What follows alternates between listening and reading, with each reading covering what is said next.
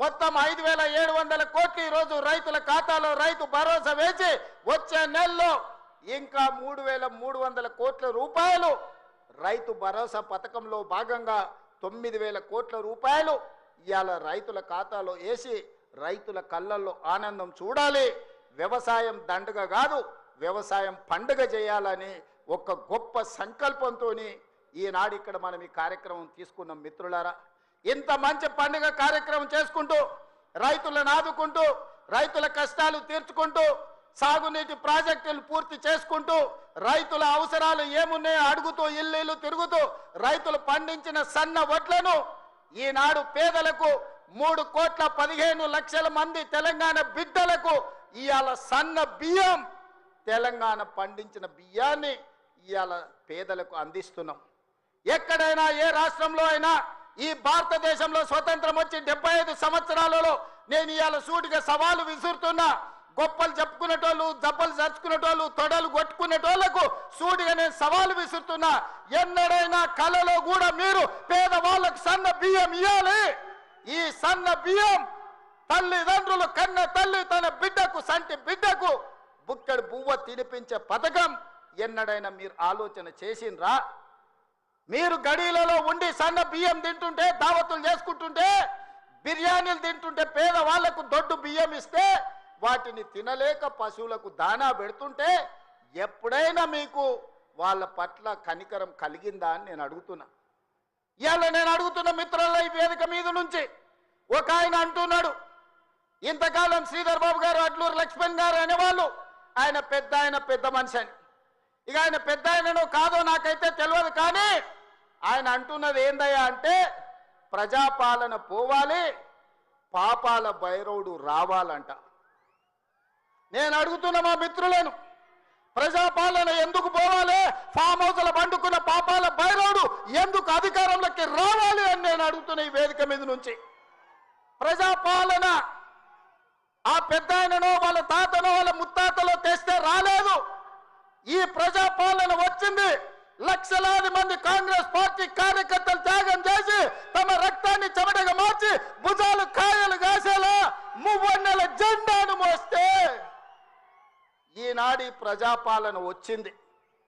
నీ నెత్తి మీద దరిద్రం ఉండి నువ్వు జగిత్యాలలో ఓడిపోతే, ప్రజలు తిరస్కరిస్తే, నీకు మంత్రి పదవి ఇవ్వకపోతే ప్రజాపాలన పోవాలనా?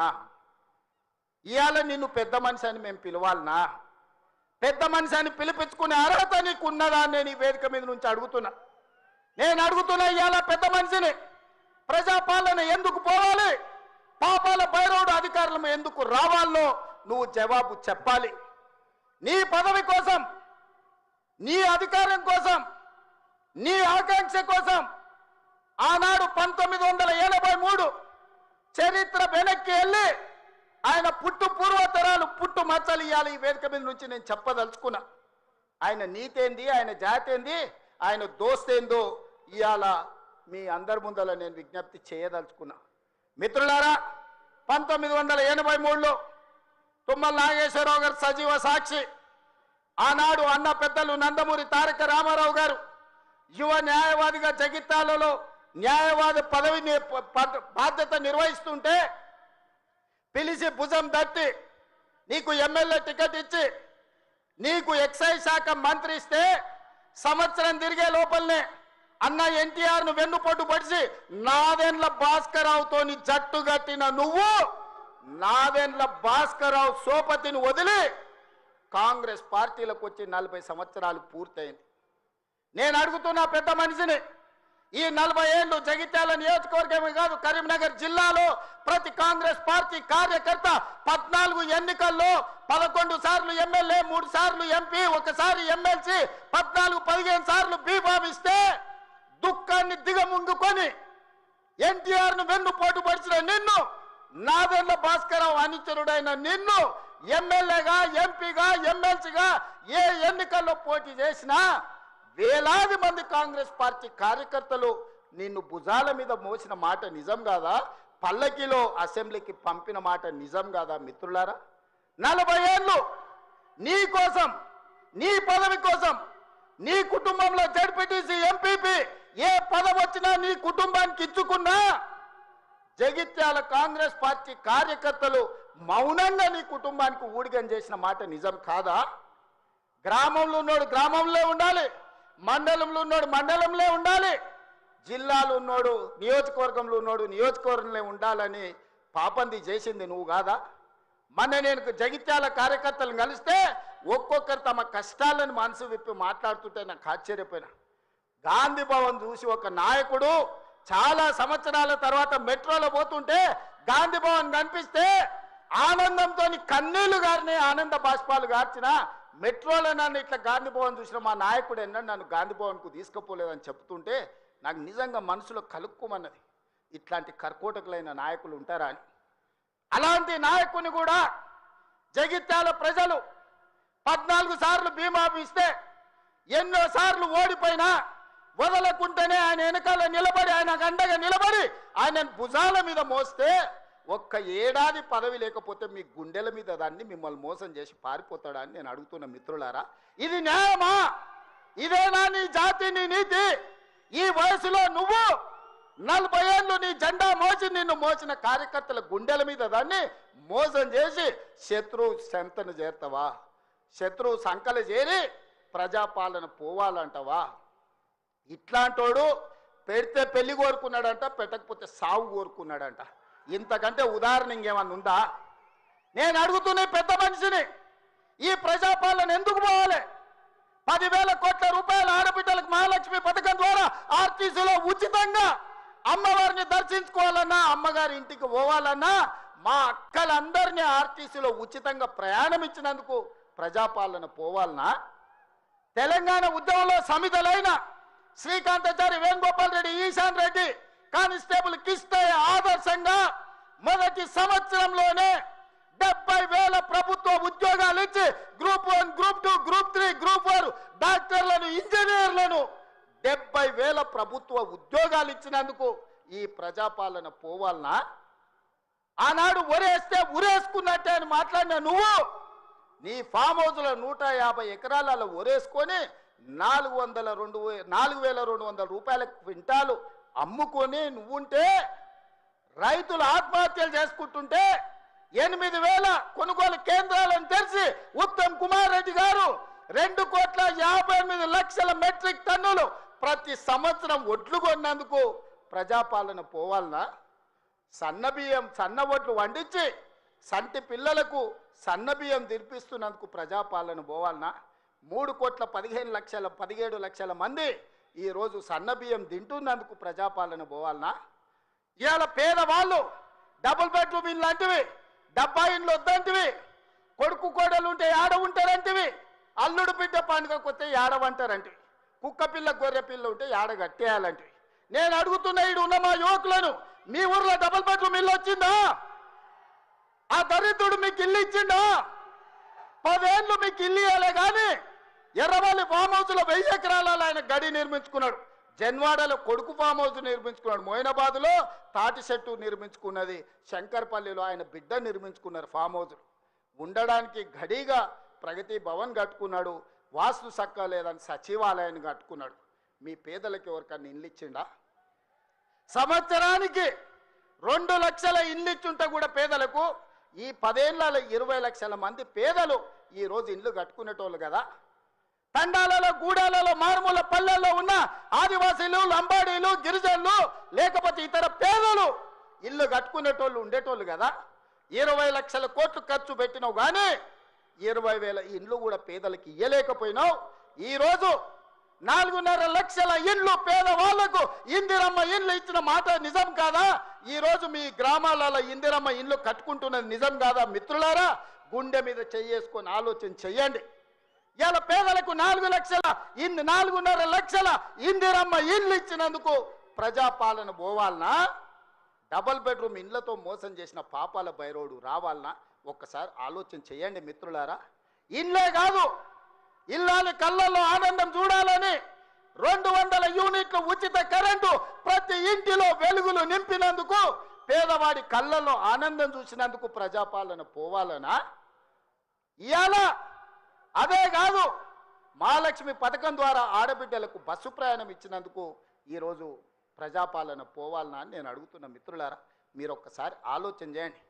ఇల్లు ఇస్తమే, ఇంట్లో కరెంట్ ఇస్తమే, 500 రూపాయలకు సిలిండర్ ఇస్తమే, సన్న బియ్యం ఇచ్చి కడుపు నిండా బువ్వ పెడితే ఇందుకోసం ఈరోజు ప్రజాపాలన పోవాలనా? అంటే ఈ ప్రభుత్వాలు ధరల కూడిగం చేయాలి, గడీల ముందల బానిస బతుకు బతకాలనా అని నేను అడుగుతున్నా. ఇవాళ ఈ ప్రభుత్వం 70,000 ఉద్యోగాలు ఇచ్చింది, 21,000 కోట్ల రైతు రుణమాఫీ చేసింది. ఈ ప్రభుత్వం 28 నెలలలో రైతులకు 1,50,000 కోట్ల రూపాయలు ఖర్చు చేసిన మాట నిజం కాదా? ఆనాడు మా అక్కలీడు ఉన్నారు, పాలపిట్టల లెక్క బతుకమ్మ చీరలు ఇచ్చితే ఏం చేసిండ్రక్క? పొలాల కాడ పిట్టలను బెదరగొట్టడానికి గట్టి రవునా? ఎన్నడన్నా ఈ తెలంగాణలో ఏ ఆడబిడ్డ అన్నా బతుకమ్మ చీరలు కట్టుకున్నారా? ఎన్నడన్నా పండుగ చేసుకున్నారా? నేను ఇవాళ మా అక్కల్ని అడుగుతున్నా, ఇందరమ్మ చీరలు మా సీతక్క మీకు పంచుతే ఈరోజు వేలాది మంది పాలపిట్టలక్క చీరలు కట్టుకొని మా తమ్ముడు వచ్చిండు, మాకు చీర పెట్టిండు, మాకు సారె పెట్టిండు, మా తమ్ముడిని ఆశీర్వదించాలని ఇవాళ వేలాది మంది మా అక్కల ఆత్మగౌరవంతో కట్టుకురు. ఈ పక్కలు ఉన్న మా సోదరులు, అమ్మో మా ఆవిడ కూడా మంచిగా అందంగా ఉందే ఏందో అనుకున్నా అని పాలపిట్ట చీరల భార్యను చూసి సంతోషపడుతురు. ఇవాళ 1 కోటి మంది ఆడబిడ్డలకు 1 కోటి చీరలు ఇచ్చినందుకు, ఇందిరమ్మ చీరలు ఇచ్చి వాళ్ళ కళ్ళల్లో ఆనందం చూసినందుకు ఇవాళ మేము దిగిపోవాలనా? 67 లక్షల స్వయం సహాయక సంఘాలకు మా సీతక్క 57,000 కోట్ల రూపాయల బ్యాంకు లింకేజ్ ఇచ్చినందుకు, ఆడబిడ్డల్ని శ్రీమంతులను చేసినందుకు మేము దిగిపోవాలనా? 1 కోటి ఆడబిడ్డల్ని కోటీశ్వరులను చేయాలనే లక్ష్యం పెట్టుకున్నందుకు ఈరోజు ప్రజాపాలన పోవాలనా? నేను అడగదలుచుకున్న ఇవాళ ప్రజాపాలన పోవాలి, పాపాల భైరవుడు రావాలి అనేటువంటి నేను ఈ వేదిక మీద నుంచి నిలదీయదలుచుకున్నా. నీకు సిగ్గు శరము ఏమైనా ఉన్నదా ఈ మాట మాట్లాడడానికని? నీకు పదవి రాకపోతే ప్రజాపాలన పోవాలనా? ఇవాళ రైతులను పొట్టన పెట్టుకొని ఈ పాపాల భైరవుడు చేసిన పాపాలు మీకు తెలియదా? ఈరోజు ఎన్ని పథకాలు ఏమేమున్నాయో నేను చెప్పితే రామాయణం అంతా రాసుకుంటే భారతం అంతా అయితే పథకాల గురించి మీకు అందరికీ తెలుసు. నిరుద్యోగ యువకుల గురించి కానీ, విద్యార్థుల గురించి కానీ, ఉద్యమకారుల గురించి కానీ, మహిళల గురించి కానీ, మైనారిటీల గురించి కానీ, రైతుల గురించి కానీ, ఈరోజు దళితులు, గిరిజనులు, ఆదివాసుల గురించి కానీ ప్రభుత్వం అమలు చేస్తున్న పథకాలు మీకు తెలియదా? అంతెందుకు ఈ ప్రాంతంలో ఉండే సమ్మక్క సారలమ్మ జాతరకు ఎన్నడన్నా సమ్మక్క సారలమ్మ దర్శించుకోవడానికి ఎన్నడన్నా కేసీఆర్ వచ్చినాడే? 2 నెలల్లో 100 కోట్లు పెట్టి సమ్మక్క సారలమ్మ మందిరాన్ని ప్రపంచానికి ఆదర్శంగా నిర్మించినందుకు మేము దిగిపోవాలనా? పేదల దైవాన్ని గౌరవించినందుకు మేము దిగిపోవాలనా?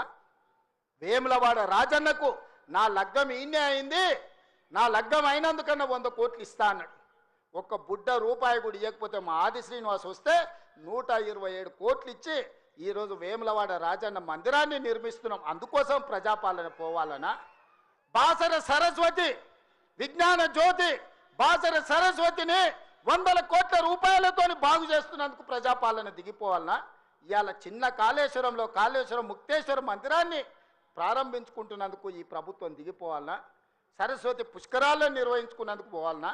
భద్రాచలంలో రాములవారి గుడిని నిర్మించుకుంటున్నందుకు ఈరోజు ప్రజాపాలన దిగిపోవాలనా? బాసర నుంచి భద్రాచలం వరకు గోదావరి పుష్కరాలను గొప్పగా నిర్మించుకోవాలి, గొప్పగా జరుపుకోవాలి, దేశంలో ఉండే భక్తులందరూ రావాలని ఏర్పాట్లు చేసుకున్నందుకు ఈరోజు ప్రజాపాలన పోవాలనా? దేనికి పోవాలని నేను అడుగుతున్నా. ఏమొచ్చింది, ఏమయ్యింది? మేడిపల్లి సత్యం, కవంపల్లి సత్యనారాయణ, ఆది శ్రీనివాస్, రాజ్ ఠాకూర్, అదేవిధంగా విజయరమణారావు, అడ్లూరి లక్ష్మణ్, పొన్నం ప్రభాకర్, శ్రీధర్ అయితే ఎన్నోసార్లు గెలిచిండ్రు. వీళ్ళందరూ మొదటిసారి ఎమ్మెల్యేలు గెలిస్తే ఇంత పొడుగు అంత పొడుగు అంటివి, లావు మన అడగడు లడాయిపోతే వెనకాల 3 నూకుడు మనగాళ్ళు అంటివి. వాళ్ళతో పాటు నీకు టికెట్ ఇస్తమే, సొమ్ములు ఇస్తమే. నీ నెత్తి మీద దరిద్రం ఉండి నీ బుద్ధి సక్కాలేక జగిత్యాల ప్రజలు బండకేసి కొడితే అది మా తప్ప?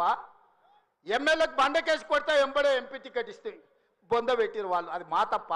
పార్టీ తప్ప? ఏం తక్కువ చేసింది నీకు పార్టీ? 1 ఏడాది నిన్ను నమ్ముకున్న కార్యకర్తల కోసం ఓపిక పట్టవా? అలాంటి నువ్వు దుర్మార్గుడు శత్రు సంకల చేరి వాళ్ళ సంకనాక్కుంటూ ఇవాళ ప్రజాపాలన పోవాలి అని అంటావా నువ్వు? ఇదా నీ బుద్ధి, నీ నీతి? నేను ఇవాళ ఈ వేదిక మీద నుంచి పాపాల బైరోడు ఎందుకు రావాలన్నా నేను అడగదలుచుకున్నా. నేరెళ్ళ దళితులను ఇసుక లారీల కింద తొక్కించినందుకు పాపాల బైరోడు రావాలా? ఖమ్మం జిల్లాలో గిట్టుబాటు ధర అడిగిన గిరిజన బిడ్డలకు బేడీలు వేసి నడి బజార్లో నడిపించినందుకు పాపాల బైరోడు అధికారంలోకి రావాలనా? గ్రూప్ 1 పరీక్షలలో పరీక్షా పత్రాలను జిరాక్స్ సెంటర్లలో పల్లి బఠానీలలా కమ్మి లక్షలాది మంది నిరుద్యోగ యువకుల ఉసురు కొట్టుకున్నందుకు పాపాల బైరోడు రావాలనా? పండించిన పంట కొనుగోలు చేయక ఉరేసుకున్నట్టే అన్న పాపాల బైరోడు ఇవాళ రావాలనా? దేనికోసం పాపాల బైరోడు రావాలని నేను అడుగుతున్నా. 1,00,000 కోట్లు, 1,00,000 అంటే 1,00,000. ఈ రోజే కాళేశ్వరం మొత్తం చూసి వచ్చిన కడుపు మండుతుంది. నిజంగానే ఈ చట్టాలు ఇవి లేకపోతే ఆటవిక రాజ్యమే అయితే అడవిలో చెట్టుకు ఊరేసిన తప్పు లేదు. 1,00,000 కోట్ల రూపాయలు గోదావరిలో మంట కలిపినందుకు పేరు మారుస్తువి, ఊరు మారుస్తువి, అంచనాలు మారుస్తువి, 1,00,000 కోట్లు దిగమింగుతువి. కాళేశ్వరం అని కడితే 3 ఏళ్లలోనే కూలేశ్వరం అయిపోయింది.